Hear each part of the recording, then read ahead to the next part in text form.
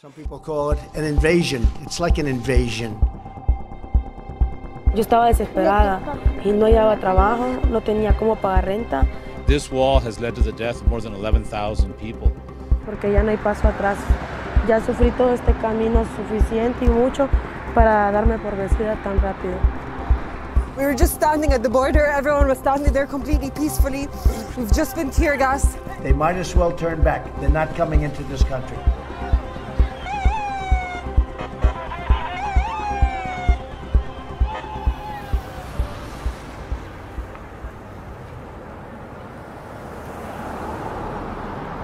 We're in Mexicali, right on the border of California, at what is one of the last stops for thousands from Central America who have been traveling for weeks in the hope of getting here and crossing over into the United States to start a new life. Known as the Migrant Caravan because of the large number of people traveling together, many have made this incredibly long and often dangerous journey almost entirely by foot. We're here at the shelter to speak to some of these migrants and see why they've risked so much to be here. Cada quien tiene un miedo, un temor en cada ciudad, en cada colonia. Yo llevo un hijo, ¿verdad? Que la policía sin más me lo matan, ¿verdad? Hace 4 meses, ¿verdad? Él sufrió de un atentado con los policías, me lo quisieron matar. La discriminación que hay sobre la comunidad de LGBTI. Somos muy discriminados en nuestro país y tampoco no tenemos ayuda sobre, como decir, en educación, en salud. No somos apoyados por el gobierno de Honduras. Así que nosotros lo que queremos es un refugio en Estados Unidos, ¿verdad? Y ser parte de la sociedad, ¿verdad? Como humanos que somos, ¿verdad? Y no irle a hacer daño a nadie, nada más ir a trabajar.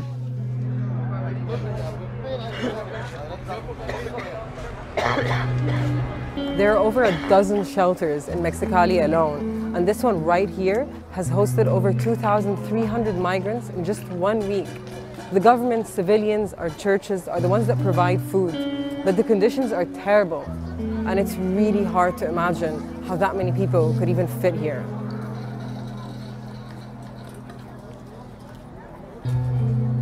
Mi nombre es Ada, argentina por tío castellano. Vengo con mi baby de 3 añitos de edad y somos del país de Honduras. Ya venía el cumpleaños de mi baby, que era el 6 de noviembre. Se estaban acumulando demasiadas cosas. No tenemos la posibilidad de desarrollarnos como personas o darle los recursos a nuestra familia. Si comes un día, al siguiente estás pensando cómo hacer para alimentarlos. Mi niña estaba en mi casa esperando que yo le llevara de comer. Me tocaba pagar renta, me tocaba gastos de ella, gastos míos. Entonces yo no hallaba una manera, me volvía loca, el estrés. Y lloré a mi mamá me dijo, hija, busca otra manera. Monse, vente, venite, vamos a comprar. Cuando ya venía por Santa Elena en Guatemala, me daban ganas de devolverme porque, mira, es un camino muy difícil. Yo venía yo sola, no conocía este camino. Escuché lo de la caravana, que venía una caravana y que venía para arriba. Y salió un muchacho a apuntar, personas quienes se querían unir. Pues decidí venirme con ella porque el camino era difícil y dije yo, me quedo aquí sola, es peligroso.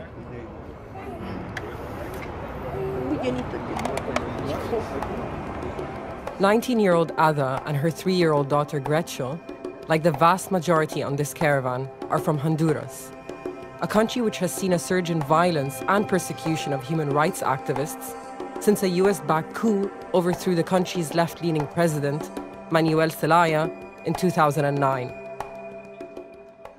Ya soy un perseguido político, aparte de la denuncia de amenazas a muerte por la defensa de los derechos humanos en Honduras.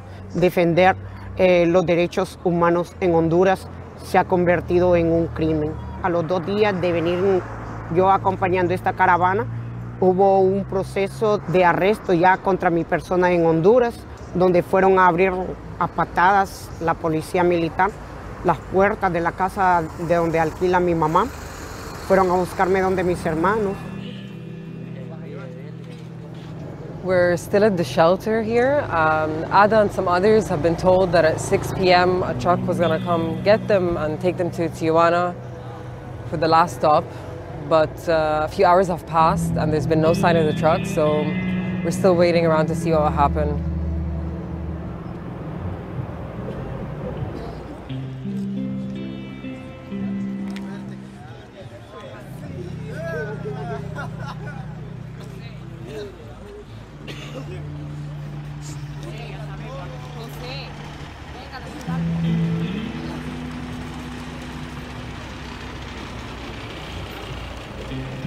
So it's midnight, 6 hours later, but the truck's finally arrived and we're about to hit the road and see what awaits in Tijuana.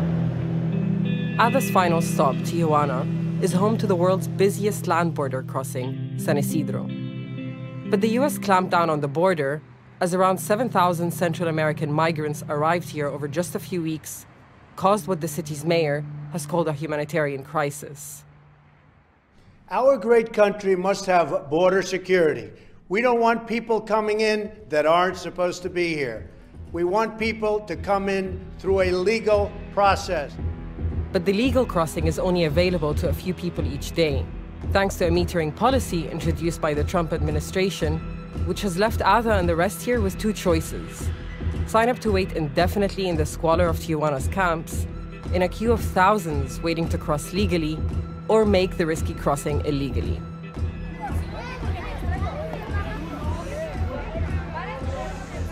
How has it been getting here finally? La verdad, ya me siento un poco frustrada, un poco nerviosa porque algunos de mis compañeros se van a ir con una persona mentada, coyotes. La mayoría y con los que estoy más cercano son los que se van a ir y ahora que se van pues me voy a quedar sola.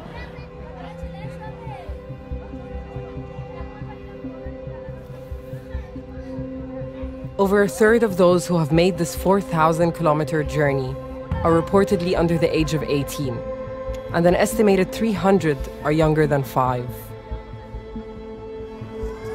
The situation here in Tijuana is absolutely desperate. People are sleeping in temporary open-air shelters, and only the lucky ones have tents. The nights are cold, and food and water are hard to come by.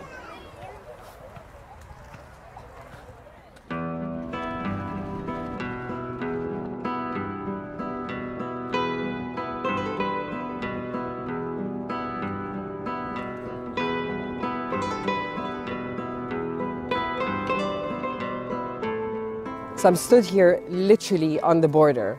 Right here is Baja California, Mexico, and right there is the US state of California. Now, on the surface, this might seem like an easier way to cross the border, when in fact, given that it's a desert, the weather conditions make it extremely difficult. There's also nowhere to hide from the US Border Patrol, and last but not least, the area is controlled by the cartels. Central American migration has provided an extra source of revenue for Mexican drug cartels, who, under pressure from the Mexican and US war on drugs, exploit the influx of migrants as an extra source of income. Much of the cartel's strength comes from weapons which flood across the border from the United States. Mexico's National Security Commissioner has put the figure at a staggering 2,000 guns manufactured in the United States that cross the border every single day. There's a clear correlation between the quantity of guns coming from the US into Central America and the number of people fleeing from Central America into the US. But despite President Trump claiming the migrant caravans are full of criminals, in fact, the caravans pose a problem for the cartels and their smugglers, because the safety and numbers of these human convoys makes it harder for smugglers to kidnap and extort those who can't or won't pay them to make the crossing. Las cantidades son de $13,000, $15,000 por cada persona. No todos tienen esa manera de pagar, no tienen la solvencia económica. Va a batallar, va a sufrir fríos, no sé. Es un sufrimiento de 2 o 3 días nada más, pero la persona, mujer o niño o anciano, de que cruza, cruza. So in your line of work, and given your line of work, how do you feel about the migrant caravan? Esto es una invasión, con estas personas invadir mi país. En el himno nacional de mi país, en la Constitución está que si alguien invade es guerra. Mas sin embargo no sé qué le pasa a los ciudadanos de México, que no se levantan contra ellos. But it's not only the cartels who want the caravans to end. When this convoy arrived to Tijuana, it was met with violent protests. The xenophobic backlash comes from a mixture of Tijuana's wealthy, small-time merchants and the people who make daily trips through the border for work. Una de las afectaciones que hemos tenido aquí dentro del negocio, pues ha variado mucho lo que es la venta, el turismo, ya que el número de clientes que tenemos aquí en el restaurante se basa un 70% lo que es el americano y nos ha afectado demasiado, ¿no? It has affected me, myself, personally. I cross the border Monday through Friday. Delays on the line, just a big chaos that goes on in the border. What do you think the government should do? Well, they should do it like the United States do it, like deportation. It's affecting me because I need to cross every day, so, you know, it's killing me. All right. TVP is currently conducting an exercise. Amidst this at times explosive atmosphere in Tijuana, along the border, Trump has stationed nearly 6,000 troops to, quote, harden it. And U.S. Customs and Border Patrol look more like they're preparing for a war than handling an influx of women, children, and men seeking sanctuary from the horrors of poverty and conflict in their homelands. Faced with this hostility and growing signals that the border was becoming almost impossible to cross legally, the migrants decided to hold a spontaneous demonstration to make their plight more visible to both the Mexican and U.S. government.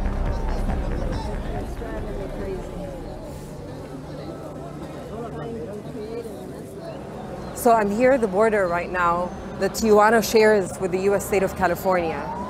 The U.S. is where many of the migrants from Central America who have been traveling north for weeks are trying to reach to. A large number of them right here behind me now have marched here today to demand they be let in. Pues esta marcha vamos para que Gloria Trump se toque su corazón, ¿verdad? Así como nosotras somos madre de familia, habemos padre de familia. Queremos lucha para nuestros niños, queremos un buen futuro para ellos y más que todo nosotros venimos previniendo la vida de nuestros hijos porque se nos fue uno, ¿verdad? Se nos murió uno de 3 años y 8 meses y ya no queremos que nos vuelva a pasar, ¿va? Estamos en una lucha pacífica, es una lucha pacífica, porque si vamos a pedirle a Dios, no vamos a ir con violencia, no vamos a ir maltratando.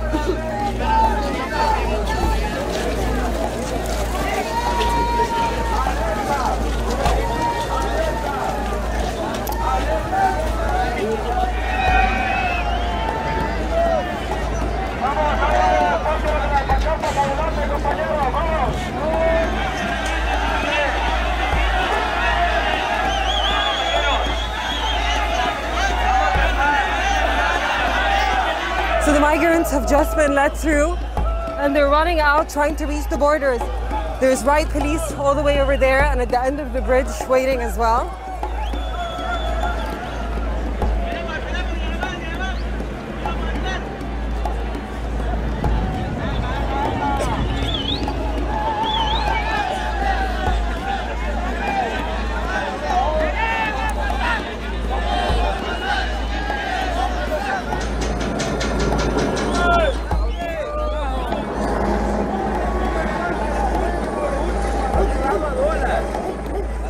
While many reports suggested the attack was provoked by migrants rushing through the border, where we were standing, the tear gas canisters began flying over the fence. While others want to cross the US border in quest of a secure life.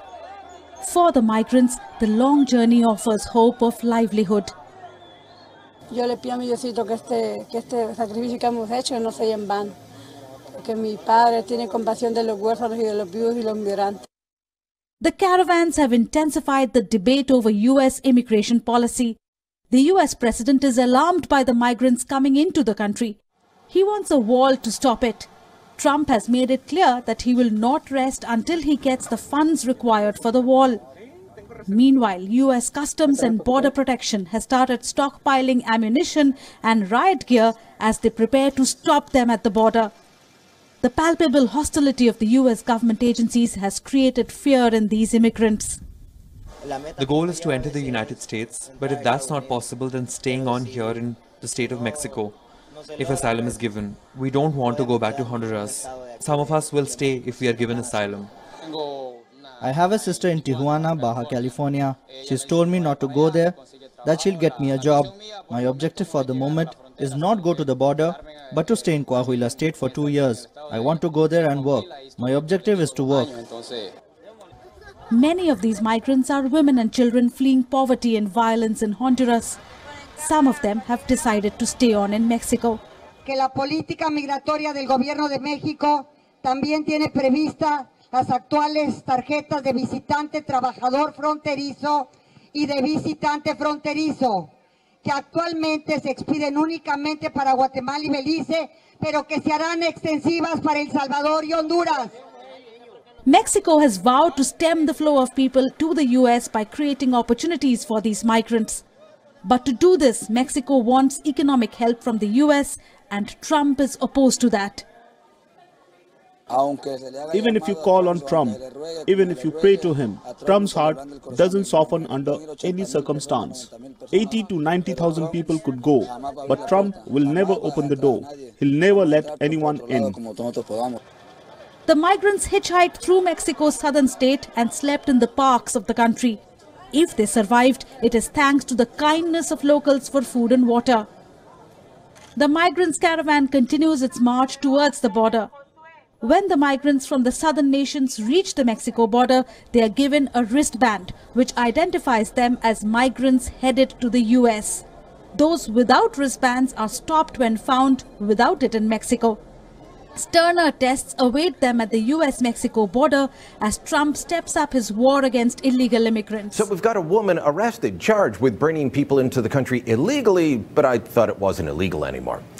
We have had this debate going on in Canada for some time, ever since Justin Trudeau put out his Welcome to Canada tweet and people started pouring across the border illegally. Mainly at Roxham Road in Quebec, we've all seen the images, people pulling their suitcases, showing up, and since then there's been a debate. Are these people crossing illegally, or are they simply irregular migrants? Well, at one point, the immigration minister, Amit Hussain, said no, he's fine with either word. I have used the word illegal and I have used the word irregular, and I think both are accurate. Except now the Liberal government is furious with anyone that uses the word illegal. You can't do it, you can't say it. No, they're irregular. Don't be a racist, don't be anti-immigrant. Look, we're not being anti-immigrant, we're just pointing out the fact that it's illegal to cross. Like, say that giant sign at the border? Well, now Canada Border Services Agency has put out a news release announcing that a woman named Olyanka Celestina Opalai has been charged with, and let me read to you, organizing illegal entry into Canada in exchange for compensation. It's right there in the news release. They're bringing in people illegally, and yet we continue to have this. Look, if it's not illegal, if, as Justin Trudeau says, and the immigration minister Amit Hussain now say, as all their supporters say online, if it's not illegal to cross the border, why do we have a woman charged? By the way, this woman they suspect to be part of a smuggling ring. What have I been talking about for almost 2 full years now?